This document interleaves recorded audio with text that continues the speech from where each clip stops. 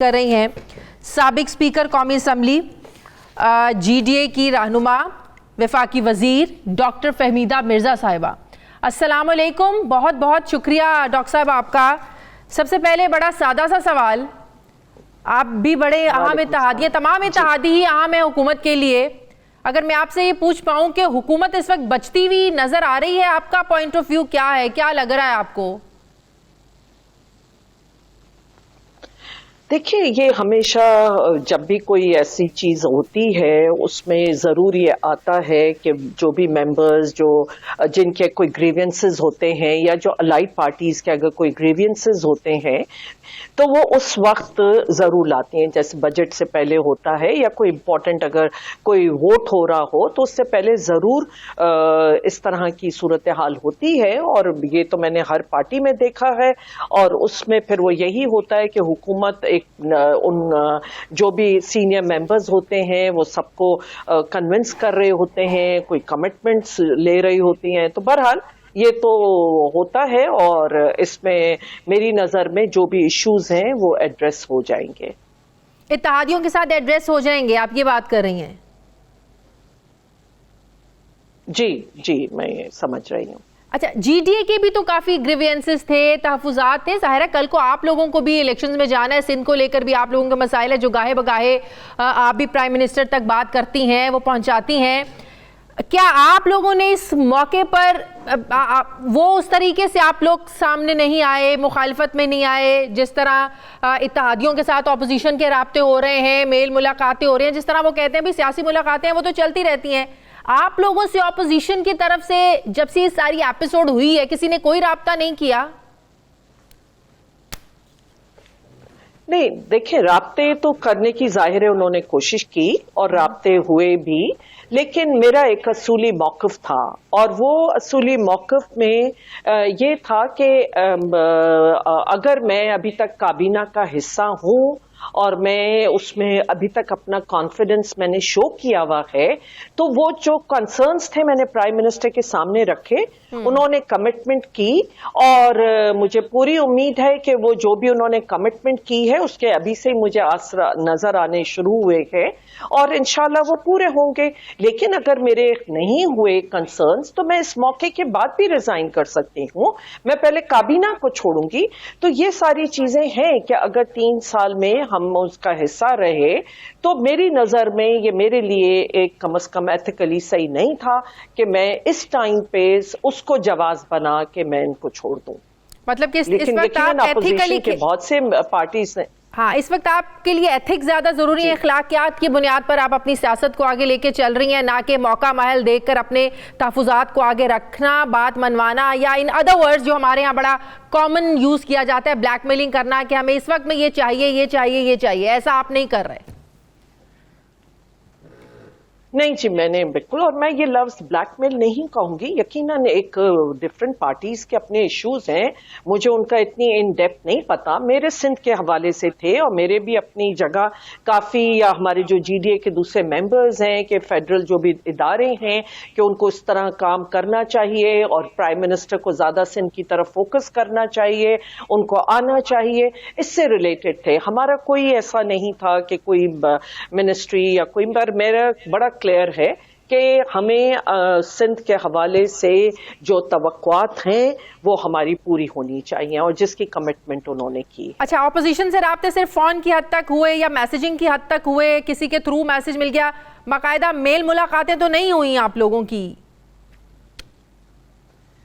دیکھیے، میرے کولیگز ہیں اور بہت پرانے کولیگز ہیں، آج کے نہیں ہیں کہ میں یہ کہوں کہ وہ ہوئے، تو یقیناً ہم اٹھتے بھی ہیں، ملتے بھی ہیں، آتے جاتے بھی ہیں، تو یہ ساری چیزیں تو ہوتی ہیں، اور اس میں کہ کسی کے تھرو انڈائریکٹلی بہرحال رابطے ہوئے، وہ آئے بھی، ملاقاتیں بھی ہوئی ہیں، اور فونوں پہ بھی بات ہوئی ہیں، تو یہ سب ہے۔ لیکن میں نے اپنا ایک کلیئر موقف جب بتا دیا، ایک وہ تو ظاہر ہے کہ وہ اس بات کے بعد ایک کلیئر ہو گیا کہ یہ میرا سٹینس ہے اور میں اسی پہ ہی چلوں گی۔ صحیح۔ اچھا ڈاکٹر صاحبہ، آپ بھی قومی اسمبلی کی اسپیکر رہی ہیں، مطلب کہ آپ کی مثالیں دی جاتی ہیں آج بھی کہ آپ کا ایک بڑا زبردست رول ہوتا تھا، उस तरह से उंगलियां नहीं उठती थी, आपकी कारकर्दगी पर, न्यूट्रलिटी पर सवालात नहीं उठते थे, जिस तरह आज मौजूदा स्पीकर जो हैं असद कैसर साहब, उन पे सवालात उठ रहे हैं और कहा जा रहा है कि वो मामले को लिंगर ऑन करने के लिए जो इख्तियारात हैं उनको गलत तरीके से वो इस्तेमाल करना चाहते हैं। अगर किसी एमएनए का ताल्लुक हुक्मरान जमात से है और वो अपने लीडर के खिलाफ वोट करना चाहता है अदम एतमाद में, तो क्या आप बेहतर तौर पे बता सकती हैं, क्या स्पीकर का ये राइट है कि उसके वोट को वो रिजेक्ट कर सके?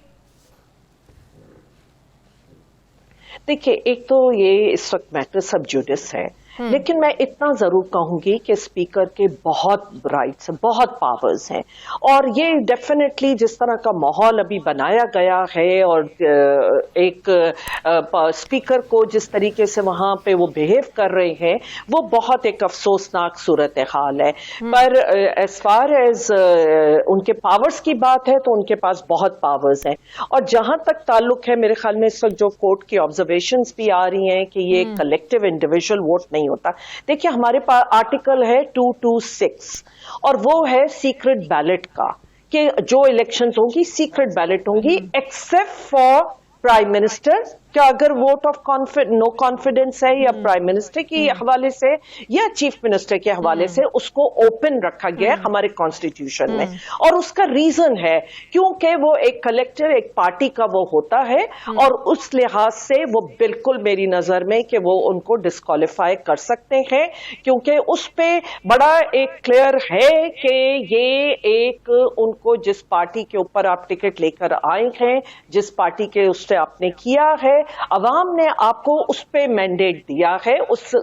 सिंबल पे मैंडेट दिया है, तो आप उसके बाद वहां जाके प्राइम मिनिस्टर और चीफ मिनिस्टर की इलेक्शन में ओपन करने का मकसद ही ये था। दूसरी चीज है कि जो खास तौर पे रिजर्व सीट्स पे आते हैं लोग, और चाहे वो खवातीन हो या माइनॉरिटी हो, उनको तो लाइफ टाइम डिस्क्वालीफाई कर देना चाहिए, क्योंकि वो तो होता ही, उसके लिए कोई इलेक्शन नहीं होती है, एक लिस्ट होती है, जो पार्टी अपनी लिस्ट बनाती है और वो पार्टी लिस्ट जमा करा देती है। जब कोई सीट खाली हो जाती है तो ऑटोमेटिकली सेकंड उसके बाद जो इन लाइन होते हैं उनको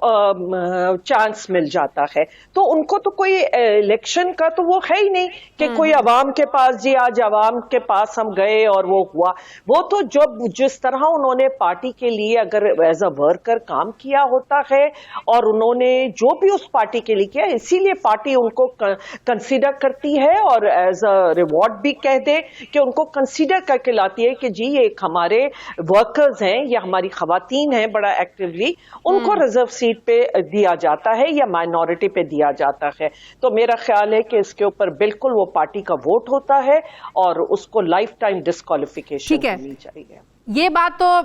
है ना कि तहरीक अदम एतमाद आइन के मुताबिक है, ये भी है कि आइन के मुताबिक कार्रवाई भी होनी है उसके खिलाफ, ये भी आइन के मुताबिक है कि आप डी सीट हो सकते हैं, लेकिन क्वेश्चन इज कि वो कार्रवाई जो है वो वोटिंग के बाद होगी, वोट से पहले आप कैसे कार्रवाई कर सकते हैं? मैं इसीलिए आपसे ये सवाल पूछ रही हूँ कि आपको स्पीकर की इख्तियारात और कार्रवाई वो क्या कर सकता है ज्यादा बेहतर तौर पे पता है। वोट डालने के बाद कार्रवाई का इख्तियार है स्पीकर को, या पहले स्पीकर को पहले क्या पता है कि वो उसने किस तरफ जाके वोट डालना है? जी देखें, एक पार्टी की एक तो डायरेक्शन आई हुई है, दूसरी चीज ये है कि मैं कहती हूँ ये सब जुडिस मैटर है और ये हमें यही तो इंटरप्रेट करना है कोर्ट ने। तो उससे पहले इनफैक्ट उस टाइम पे तो कोई ऐसी डिस्कशंस भी इस पे ज्यादा नहीं होनी चाहिए। मैंने तो आपको क्योंकि स्पीकर के रोल के हवाले से बात की, और ये अब मैटर आई थिंक हमें देख लेना चाहिए कि इस पे कोर्ट क्या कह रही है और वो है। लेकिन आपने एक आर्टिकल की बात की कि वोट ऑफ नो कॉन्फिडेंस, तो आर्टिकल तो बहुत सारे हैं, किस आर्टिकल पे अमल दरामद हो रहा है या उसके हवाले से हो रहा है। देखिए, आर्टिकल 145 भी है, आर्टिकल 234 भी है, आर्टिकल हमारे जो इलेक्शन कमीशन के हवाले से है कि 218 का सब उसका है कि 3 वो भी है। तो इस तरह तो आर्टिकल्स बहुत सारे हैं, तो क्या अगर हम उसकी आज बात करते हैं तो आपने सुना कि शेख रशीद ने एक गवर्नर रूल की बात कर ली तो एक हंगामा हो गया और एक वो हो गया। वो तो एक उन्होंने चले एक बात की जो प्राइम मिनिस्टर ने, पर क्या वो कॉन्स्टिट्यूशन का हिस्सा नहीं है? तो ये सब आर्टिकल 234 कॉन्स्टिट्यूशन का हिस्सा नहीं है। तो वो तो जितनी चीजें जो भी बहुत सारे ऐसे आर्टिकल्स हैं जो वो वहां हैं और उसके लिए, लेकिन किसको किस तरह से और क्या वक्त होता है हर चीज का और मोमेंट होता है। देखिए ये जो नो कॉन्फिडेंस का इस टाइम पे आना ही मेरी नजर में बहुत गलत था, जबकि एक इंटरनेशनल नजरें थी हमारे मुल्क पे जो इस वक्त अफगानिस्तान के हवाले से सूरत हाल बन रही है, जो कश्मीर में सूरत हाल है। आज आप देख रहे हैं कि भारत का मीडिया क्या रिपोर्ट कर रहा है और क्या जो वो एक प्राइम मिनिस्टर साहब बता रहे हैं कि एक साजिश का शिकार हो रहे हैं कि पाकिस्तान में एक हवाले से डिस्टेबलाइज करने की जा रही है। तो मेरा ख्याल है कि इस वक्त सियासतदानों पे बहुत बड़ी जिम्मेदारी थी और अभी भी है कि इस चीज को सोचा जाए और कहीं हम अपने मुल्क को डिस्टेबलाइज करने की तरफ तो नहीं लेके जा रहे हैं, ये उन्हें सोचना चाहिए।